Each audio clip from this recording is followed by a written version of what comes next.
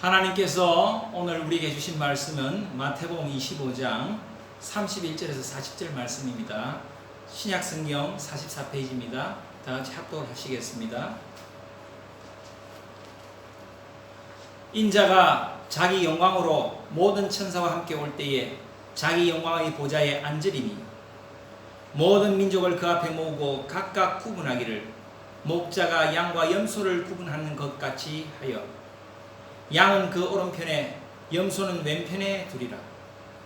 그때 임금이 그 오른편에 있는 자들에게 이르시되 내 아버지께 복받을 자들이여 나와 창세로부터 너희를 위하여 예비된 나라를 상속받으라. 내가 줄일 때에 너희가 먹을 것을 주었고 목마를 때에 마시게 하였고 나그네 되었을 때에 영접하였고 헐벗었을 때에 옷을 입혔고 병들었을 때에 돌보았고 옥에 갇혔을 때에 와서 보았느니라. 이에 어인들이 대답하여 이르되 주여 우리가 어느 때에 주께서 줄이신 것을 보고 음식을 대접하였으며 목마르신 것을 보고 마시게 하였나이까? 어느 때에 나그네 되신 것을 보고 영접하였으며 헐벗으신 것을 보고 옷 입혔나이까? 어느 때에 병드신 것이나 옥에 갇히신 것을 보고 가서 뵀나이까 하리니 임금이 대답하여 이르시되 내가 진실로 너희에게 이르노니 너희가 여기 내 형제 중에 지극히 작은 자 하나에게 한 것이 곧 내게 한 것이니라 하시고. 잠깐 기도하겠습니다. 사랑해 주님 감사합니다. 귀한 말씀 주시니 감사합니다. 이 말씀이 오늘 저희들에게 잘 풀어지게 하여 주시고 이 시대에 잘 적용되게 하여 주시고 우리의 마음속에 아버지 양약이 되어 우리의 심령이 변화되고 정말 복된 길로 살아가는 저희 성도들 되게 하옵소서. 저의 부족한 입술에 파수꾼을 세워주셔서 듣는 자와 전하는 자가 같이 은혜 받는 시간 되게 하여 주옵소서. 예수 그리스도의 이름으로 기도드렸습니다. 아멘. 코로나가 이제 조금 풀렸다고는 하는데 조금 더 실질적으로는 그렇게 아직은 효과가 없는 것 같습니다. 아직 종교 집회 말만 허용인데 구체적인 지침도 나오지 않았습니다. 우리 여러분 더욱더 계속해서 기도하기를 바라고요. 우리가 지난주에 나눴던 말씀은 항상 깨어 기도하자, 그런 말씀을 나누었습니다. 우리의 마음 자세가 늘 예수님을 대망하는 마음으로 살아야 된다. 제자들은 깨어있지 못하고 늘 깨어 기도하지 못했기 때문에 그들이 궁극적으로 정말 믿음이 필요할 때는 그 믿음이 발휘되지 않았고 위기의 순간에는 예수님을 배반할 수밖에 없었다. 제가 그런 말씀을 드렸습니다. 그래서 늘 우리가 하나님을 바라고 깨어있는 삶, 기도하는 삶이 되자. 그리고 하나님의 놀라운 인도를 받는 삶이 되자. 그런 말씀을 나누었습니다. 오늘 우리 본문에 보면 예수님께서 이제 재림하시고 천국 우편에 앉으셨을 때 많은 사람들이 예수님 앞에 나왔을 때 예수님으로부터 양과 염소로 나뉘게 된다는 그런 말씀을 우리에게 주십니다. 유대인들은 양을 키울 때 염소와 양을 같이 키웁니다. 양이 30마리라면 10마리 정도 염소를 같이 기르는데요.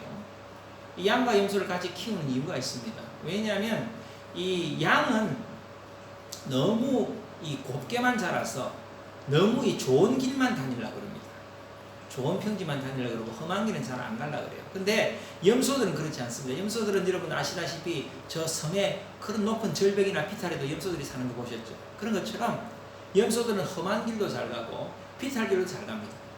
그렇기 때문에 적당히 염소가 있는 것이 양들에게 또 좋은 유익이 있기 때문에 염소와 양을 같이 키웁니다. 멀리서 보면 양과 염소는 잘 구분이 되지 않습니다. 그런데 막상 우리에 넣을 때는 양과 염소가 구분이 되죠. 양과 염소가 구분이 되고 양이 들어가는 우리와 염소가 들어가는 우리는 다릅니다. 왜냐하면 양은 조금 바깥 공기를 좋아합니다. 좀 시원한 공기를 좋아해서 바깥 우리의 양을 모으고 염소는 좀 따뜻한 곳을 좋아해요. 따뜻한 곳에 이렇게 숨는 걸 좋아해서 염소는 좀 따뜻한 우리로 이렇게 모으는 경향이 있습니다. 그런데 고대로부터 이 양과 염소에 대한 사람들의 어떤 고정관념이 있는데 그게 아마 그 양과 염소의 어떤 특징과도 연관이 되는 것 같습니다. 양은 보통 순양 한 마리가 50마리 정도의 암양을 거느리고 있습니다. 그리고 그 암양을 다 잘 돌보는 아주 남성다운 의리가 있는 좀 이런 면모가 있는 반면에 염소는 그렇지 않다고 그럽니다. 염소는 한 마리의 암염소를 두고 수컷끼리 싸움을 하면 성자가 그 암컷을 차지하게 되죠. 근데 좀 이렇게 암컷과 살다가 실정이 나면 그 암컷을 버립니다. 암컷을 버리면 지난번에 그 싸움에서 졌던 수컷이 다시 그 암양과 짝짓기를 해요. 그러니까 이 염소라는 것은 고대 사람들이 생각할 때 좀 지조가 없고 정결하지 않고 좀 그런 동물로 취급을 합니다. 그래서 이 양과 염소라는 것은 그 짐승의 성향과도 아주 잘 맞다 그런 생각이 듭니다. 그래서 하나님께서 양은 양대로, 염소는 염소대로, 양은 우리 의인들을 말하고 염소는 죄인들을 의미하는 그런 표현으로 사용하셨습니다. 그리고 양과 염소를 같이 우리에 둘 수 없는 이유는 이 염소는 뿔이 있습니다. 이 뿔로 이 양들을 자꾸 들이받으면 상처를 합니다. 그래서 염소는 염소끼리, 양은 양끼리 그렇게 모은다는 것입니다. 제가 잠깐 그렇게 설명을 좀 드리고요. 제가 요즘 이제 성경 필사를 하고 있는데, 제가 성경 필사를 하면서 느끼는 것은 이 성경 전반적으로 우리 하나님께서는 생명을 굉장히 사랑하시는 분이다, 이런 생각이 듭니다. 여러분, 우리 하나님은 생명을 굉장히 사랑하십니다. 특히 인간을 사랑하십니다. 사람을 굉장히 사랑합니다. 그런데 우리가 이제 구약 성경을 읽어보면 무서운 하나님, 공의 하나님만을 생각하게 되죠. 노아의 홍수 때 많은 사람이 범죄했을 때 하나님께서 홍수로 인류를 이렇게 멸하시고 노아와 그의 가족들만 살리신 그런 사건을 보면 하나님이 굉장히 무서운 분으로 생각이 되어집니다. 그러나 하나님은 그럼에도 불구하고 우리 인간에 대한 사랑이 있습니다. 정말 생명을 너무나 사랑하십니다.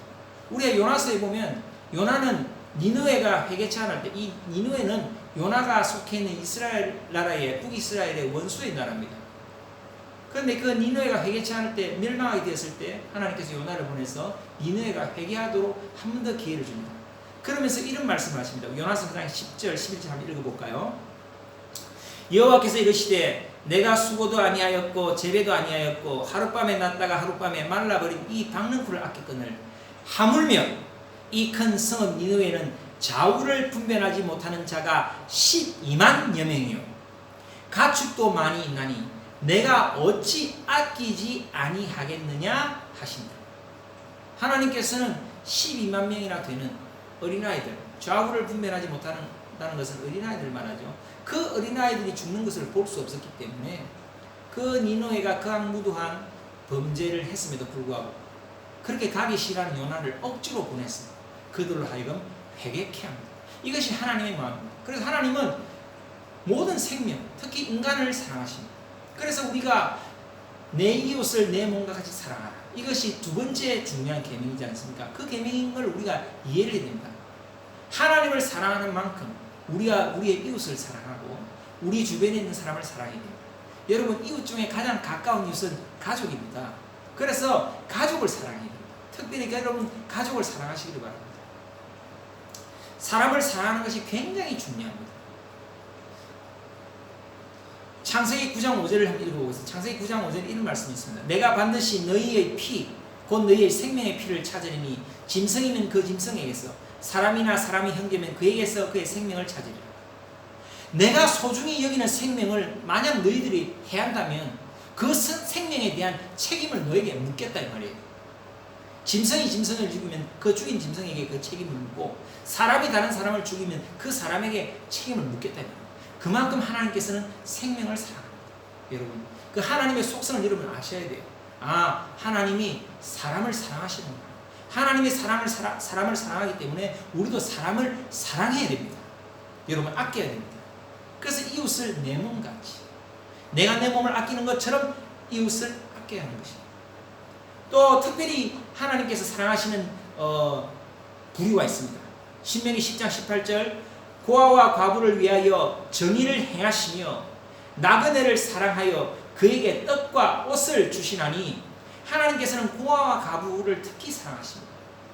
또 나그네를 사랑하십니다. 외국인들. 그래서 여러분, 성경에는 늘 고아와 과부, 나그네를 돌보라는 말이 있습니다. 스가랴 7장 10절에도 이런 말씀이 있습니다. 과부와 고아와 나그네와 궁핍한 자를 압제하지 말며 서로 헤아리고 마음에 도모하지 말라 하였으나 특별히 궁핍한 자를 압제하지 마라. 그래서 여러분 우리 한국에 보면 영화 보면 빚쟁이들이 빚 받기 위해서 그 조폭들이 가서 막 그렇게 하는 거 있잖아요. 하나님이 굉장히 싫어하는 일입니다. 궁핍한 자를 압제하지 마라. 여러분 하나님의 그 마음을 아셔야 됩니다. 제가 본문을 찾진 않았지만 시편 146편 9절에도 여호와께서 나그네들을 보호하시며 고아와 과부를 붙드시고 악인들의 길은 굽게 하시는 것. 계속 고아와 과부 나그네. 여러분 고아와 과부 나그네. 고아와 과부 나그네는 고대 시대의 가장 최극빈층을 얘기합니다. 오늘날에는 물론 여전히 고아들도 힘들고 과부들도 힘들죠. 좀 시대가 달라졌지만 그러니까 우리 주변에 있는 모든 가진 것 없고 약자들 그것을 통칭한 것이 고아와 과부와 나그네입니다. 신명기 24장 20절 21절에서 21절 내가 내 포도를 딴 후에 그 남은 것을 다시 따지 말고 객과 고아와 과부를 위하여 남겨두라. 심지어는 하나님께서 어떤 명령을 했냐면 추수 때에 포도를 딴 다음에 끝까지 그걸 다 훑어서 다 따지 말고 좀 남겨놔라. 왜냐하면 고아와 과부들이 와서 그 남은 것이라도 좀 따먹을 수 있도록. 그만큼 하나님께서는 이 인간에 대한 사랑, 특히 약자들에 대한 사랑, 가난한 자들에 대한 사랑을 많이 강조하셨습니다.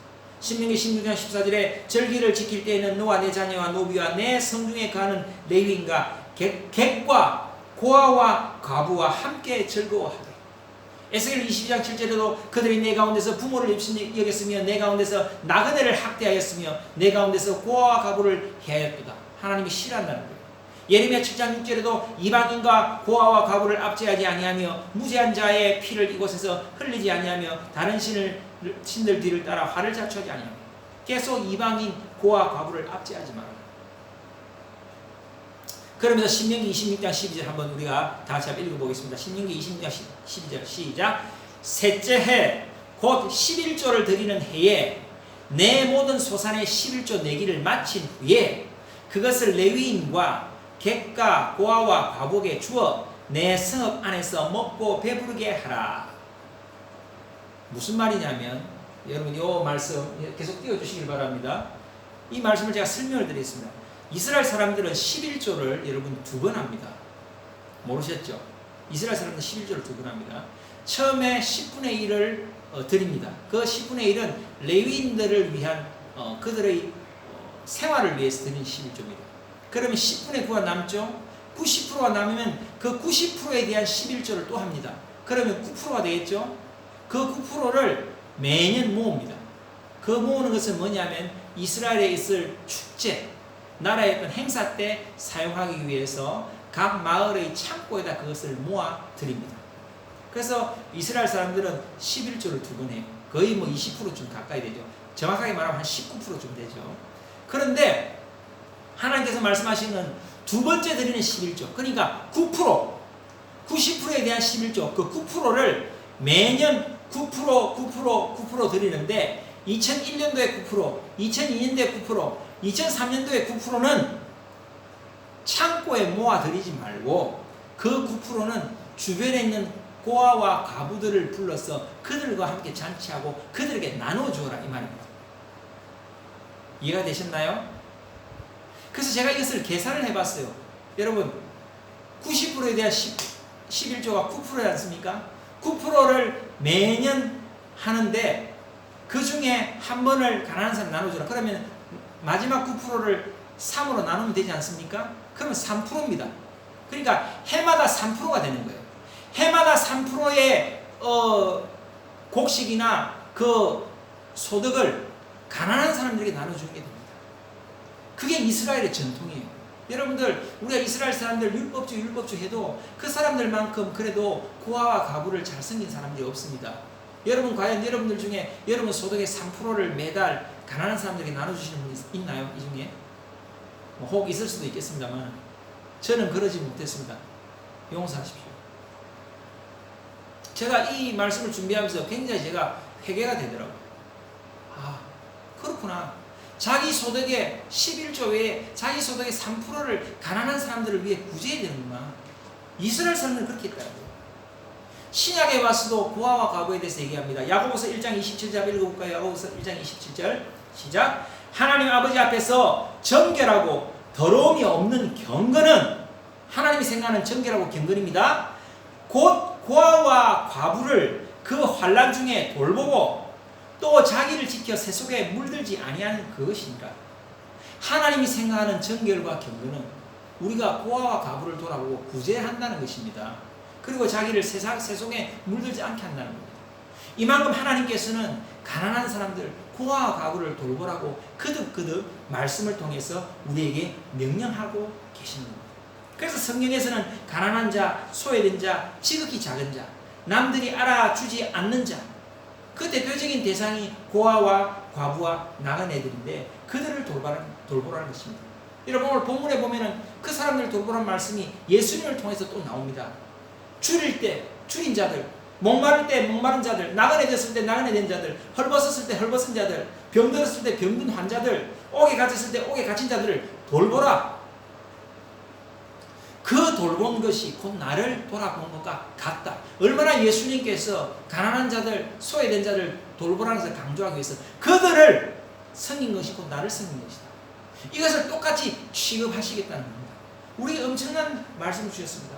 그래서 우리 기독교의 사상은 생명을 사랑하고 약자를 돌아보고 그들을 돕는 것입니다. 박애주의. 그래서 이것은 선택이 아니라 필수입니다. 사실 저도 이 말씀을 준비하면서 정말 도전이 되었어요. 제가 그렇게 살지 못했거든요. 내가 늘 이기적으로 살았거든요. 제가 그런 생각을 하게 되었어요. 정말 다시 한번 성경을 보니 이렇게 사는 것이 참 그리스도의 삶이구나 하는 것을 알게 됐습니다. 그래서 그들에게 주어질 복, 이런 삶을 살았던 사람들에게 주어질 복이 바로 저 하늘에서 창세 때부터, 하나님께서 천지 만물을 창조하실 때부터 천국을 준비하셨대요.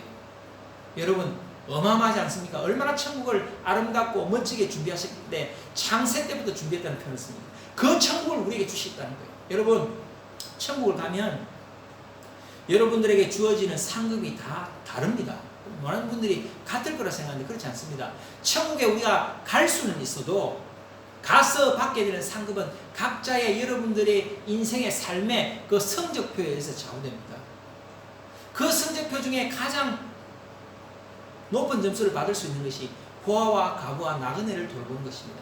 약자를 돌아보는 것입니다. 그들을 구제하는 것입니다. 여러분 그런 마음을 가시기 바랍니다. 제가 최근에 어떤 자매로부터 전화를 받았습니다. 제가 한국에서 가지고 온 인터넷 폰이 있는데 저 폰으로 잘 통화를 하지 않습니다. 최근에 저희 아들이 군대를 가서 아들과 한 번씩 통화를 하고 저 전화는 거의 울리는 일이 없는데 한 달 전부터 저 전화기가 울리기 시작했어요. 그래서 제가 낯선 번호라 안 받으려 하다 받았는데 제가 예전에 김포에서 사역할 때 제가 고등부 있을 때 잠깐 맡았던 자매, 지금은 이제 청년이 되었죠. 근데 제가 알기로 그 자매가 지금은 김포에 있는 교회를 안 다니고 다른 교회를 다닌다고 본인 입으로 얘기를 하는 겁니다. 근데 이 자매가 장애가 있어요.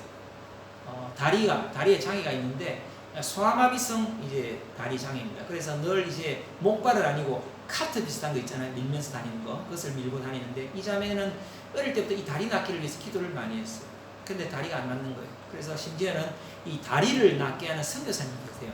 근데 그 선교사님은 주로 다리 길이가 안 맞는 분들, 그분들을 기도하면 정말 다리 길이가 맞아져요.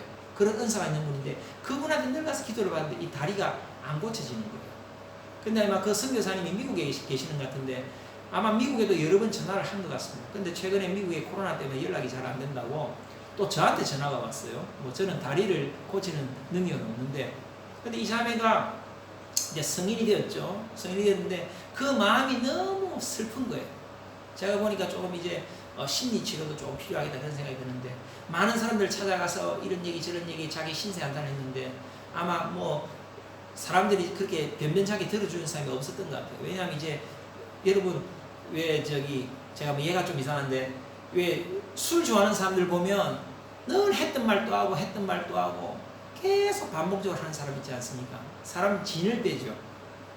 우리 자매님도 조금 그런 것 같아요. 그러니까 아마 그래서 전화를 여러 군데 하다가 이제 전화도 안 되고 하니까 저한테까지 이제 전화가 온 것 같아요. 그래서 제가 그 전화를 받았는데 제가 평소에 그 전화기 잘 쓰지도 않는데 그래서 내가 이 전화기 계속 뭐 꺼져 있을 때도 많고 하니까 이 전화를 받지 말까 이런 생각도 들었어요. 너무 저도 이렇게 통화를 하면 좀 힘이 들더라고요. 계속 같은 얘기 반복하고. 그런데 제가 이 말씀 필사를 하는 가운데 오늘 이 말씀을 필사하면서 그래 지극히 작은 자에게 한 것이 나에게 한 것이다. 그래 맞다. 이 순간에 내 주변에 있는 지극히 작은 자는 바로 그 자매다. 그 자매가 오죽 마음이 답답하고 어디에 신세 한탄할 거 없고 하소연할 데가 없으면 인도에 있는 나에게까지 전화를 했겠나. 그래서 제가 그 뒤로는 항상 전화기를 켜놓습니다. 항상 충전을 일부러라도 시켜놔요. 그 자매가 전화 오면 제가 항상 전화 받으려고. 그 어저께는 또 전화가 왔는데 저희들이 이제 겨우 이제 운동 나가려고 이 록다운으로 시간 제한이 있지 않습니까? 운동 나가려고 옷을 막 입는데 또 전화가 왔어요. 그래서 운동 나가는 걸 포기하고 자매하고 통화를 한 30분 했습니다. 항상 우리 자매는 그래요. 목사님 늦은 시간이라서 제가 짧게 얘기할게요. 항상 짧게 얘기한다 그래요. 간단하게 얘기할게요. 간단하게 얘기한다면서 얘기 듣다 보면 30분 40분이 흘러가요. 이것이 저에게 주어진 지극히 작은 소자에게 하는 저의 작은 것이 아닐까 제가 그런 생각을 했습니다. 여러분 정말 여러분 주변에 지극히 작은 자들이 많이 있습니다. 여러분 주변에 어떤 자들이 있습니까? 아무도 그들도 보지 않는 사람, 정말 남들이 다 손가락질하는 사람, 남들이 다 찌질하다고 생각하는 사람, 그런 사람들이 예수님이 보실 때는 지극히 작은 자입니다. 예수님께서 그 사람을 섬기는 것이, 그 사람을 위로하는 것이, 나를 위로하는 것이, 나를 섬기는 것이다. 예수님께서 그렇게 말씀하십니다. 하나님은 생명을 너무나 사랑하시기 때문에 우리 하나님은 그래서 차별하지 않습니다. 그분 원에는 모든 생명이 소중하고 모든 인간이 다 아름답습니다. 그들의 피부나 그들의 신분이나 그들의 소득이나 그들의 성격이나 그들의 캐릭터에 상관없이 다 하나님은 그들을 사랑하시고 그들을 판단하느라 등급을 나누지 않으십니다. 그런데 우리 인간이 판단하고 구별하고 차별하고 등급을 나눈다면 우리 예수님은 분노하시는 겁니다. 오늘 이 말씀은 예수님의 어떤 그 마음과 너희들이 그렇게 하지 않을 때 내가 분노한다, 이런 것이 같이 함축되어 있는 겁니다.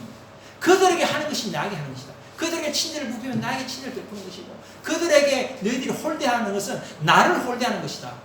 예수님께서 오늘 이 말씀하시는 겁니다. 여러분 주변에 누가 가장 작은 자입니까? 여러분 주변에 있는 가장 작은 자에게 사랑을 실천하시기 바랍니다. 때로는 귀찮기도 합니다. 우리 마음에 늘 동정심이 생기는 건 아니잖아요. 그렇잖아요. 처음에는 불쌍해서 도와줬는데 자꾸 한 번, 두 번 하다 보면 귀찮아지죠. 이 사람이 나를 나를 너무 쉽게 생각하나 이런 생각 듭니다. 그것이 인간의 본성입니다. 그러나 예수님은 그것까지도 뛰어넘으라는 겁니다. 만일 내가 그런 작은 자의 모습으로 내 앞에 있다면 너는 그냥 지나칠래? 예수님이 과연 그 작은 자의 모습으로 있었을 때 우리가 지나칠 수 있겠습니까? 그들을 섬기라는 것이다. 그 사람이 하는 것이 곧 나에게 하는 것이다. 그 사람이 하지 않는 것이 곧 나에게 하지 않는 것이다. 예수님 말씀하십니다. 우리에게 강한 의무감을 주시는 겁니다. 정말 우리가 예수님을 제대로 믿는다면 정말 우리의 삶이 어떻게 변화해야 되겠습니까? 정말 내가 예수님의 사랑을 받았다는 것이 믿어진다면 예수님의 모습으로 지극히 작은 자의 모습을 하고 있는 그 사람을 그냥 지나칠 수 없다는 것입니다. 여러분 우리가 이것을 실천할 때 하나님께서 우리에게 주시는 상급이 있습니다. 여러분 그래서 우리가 인도에 있는 것이, 여러분 우리 인도에 살고 있다는 것이 어쩌면 더 큰 축복인지도 모릅니다. 왜냐하면 우리 주변에 너무 많아요. 지극히 작은 자들이. 할렐루야. 여러분 우리 주변에 널렸어요. 우리가 이것을 실천할 수 있는 기회가 널려 있다는 겁니다. 대한민국은 OECD 12위, 때로는 11위, 세계 GDP 11위, 12위 하는 나라잖아요. 웬만큼 가난한 사람들이 국가에 이렇게 지원도 받을 수 있고 우리가 생각하는 그런 가난한 사람들이 많이 없어요. 물론 마음이 가난한 사람들이 많죠. 우리 그런 분들은 우리가 위로하는 것이 하나님께서 우리에게 주신 사명인 줄 믿습니다. 인도 사람들은 이런 가난한 사람들 없어요. 근데 인도는 그런 사람들이 너무 많다는 거예요. 우리가 하나님께 복받을 기회가 너무 많다는 겁니다. 정말 우리 주변에 예수님께 할 수 있는 그 친절을 얼마든지 우리가 할 수 있다는 거예요. 할렐루야. 그래서 여러분 주변에 지극히 작은 자들 보이시면 섬기시길 바랍니다. 이것이 복인 줄 믿으시길 바랍니다. 또한 마음이 지극히 작은 자들이 있습니다. 여러분, 오늘날 제가 아까 말했던 그 자매, 마음이 지극히 작은 자. 주변에 그런 사람들이 있을 것입니다. 그들에게는 친구가 없습니다. 아무도 그 사람들의 얘기를 들어주지 않습니다. 귀찮아합니다. 늘 똑같은 얘기. 똑같은 얘기를 계속한다는 것은 그 마음에 약간 우울증이 있다는 거예요, 여러분. 근데 여러분들이 여러분의 시간을 내어서 그 사람 얘기를 들어줄 때, 여러분 얘기만 잘 들어줘도 치유가 됩니다. 저도 말은 이렇게 하면서도 저도 좀 듣는 연습을 더 많이 해야 될 것 같아요.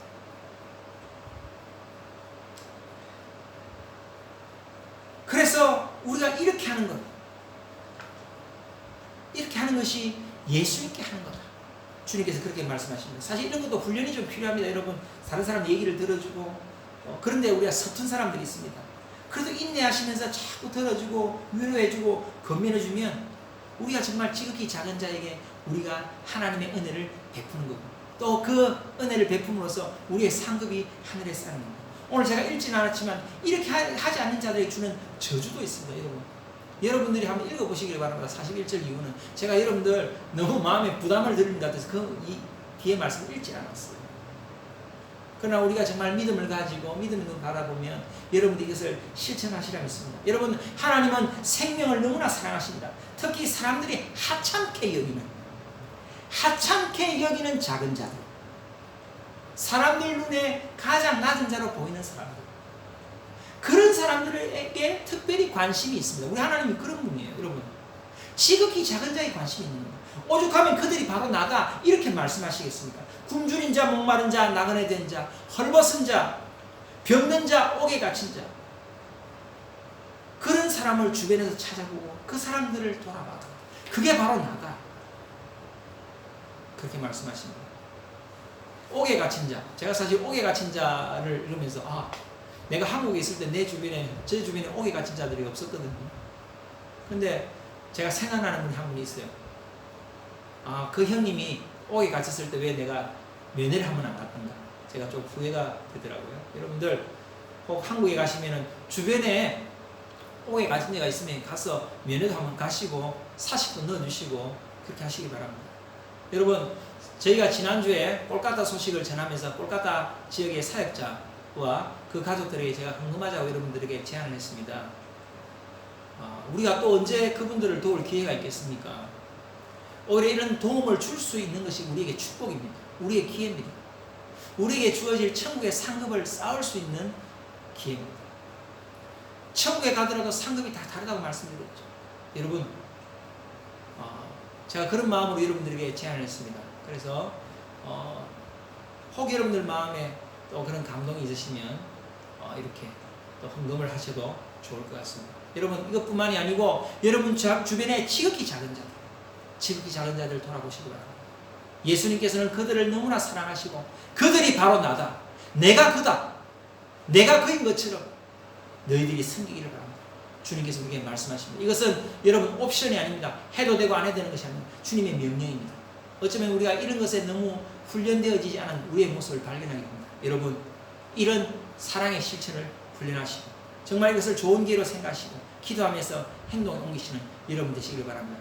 마지막으로 우리 40절을 다시 한번 더 읽고 말씀을 정리합니다. 40절 다시 읽겠습니다. 시작. 임금이 대답하여 이르시되 내가 진실로 너희에게 이르노니 너희가 여기 내 형제 중에 지극히 작은 자 하나에게 한 것이 곧 내게 한 것이니라 하시고. 아멘. 우리 말씀을 생각하면서 잠깐 기도하겠습니다. 사랑의 주님, 주님은 생명을 너무나 사랑하십니다. 그리고 지극히 작은 자에게 관심이 많으십니다. 대표적인 고아와 과부와 나그네를 늘 돌보아 주라고 하셨습니다. 그리고 심지어는 그들에게 한 것이 곧 나에게 한 것이라고 말씀하십니다.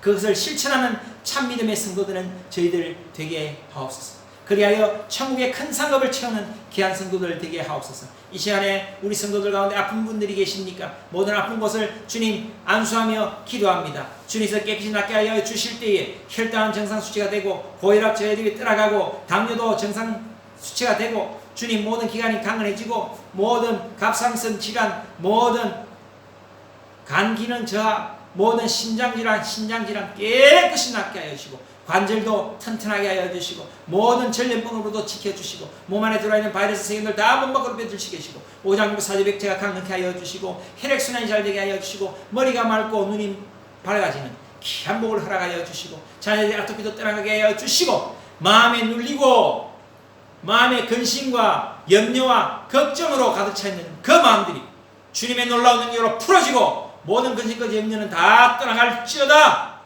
그러한 놀라운 역사가 있게 하여 주시옵소서. 주님 안에 참 평안을 누리고 참 기쁨을 누리는 우리 성도들 되게 하여 주시옵소서. 특별히 청년들 앞날을 선하게 인도하여 주시고 결혼의 문이 활짝 열리게 하시고 또 결혼이 예정되어 있는 우리 청년의 그 앞날의 모든 계획 가운데 모든 상황 환경을 주님께서 역전시키고 바꾸셔서 그 결혼이 축복되고 은혜로운 결혼 되게 하여 주시고 우리 청년들 직장생활 가운데 지혜 주시고 능력 주시고 능히 감당할 힘 주시고 주님 붙들어 주시고 믿음으로 승리하게 하여 주시고 또 여러가지 눌리고 힘든 일 가운데 주님 세임을 허락하여 주시기를 간절히 바랐고 소원합니다. 믿음으로 늘 화목한 가정 되게 하여 주시고 또 한국에 진학을 하기 위해서 떠나게 된 우리 또 청년이 있습니다. 주님께서 지혜 주셔서 주님 잘 준비해서 좋은 정보를 얻고 정말 제대로 된 서류를 잘 준비해서 주님께서 예비하신 좋은 학과 좋은 학교로 갈 수 있도록 주님 함께하여 주시옵소서. 늘 주님 함께하여 주실 때 우리에게 건강의 복, 물질의 복, 만남의 복, 사람의 복, 환경의 복으로 채워 주옵소서. 예수 그리스도의 이름으로 기도드렸습니다. 아멘.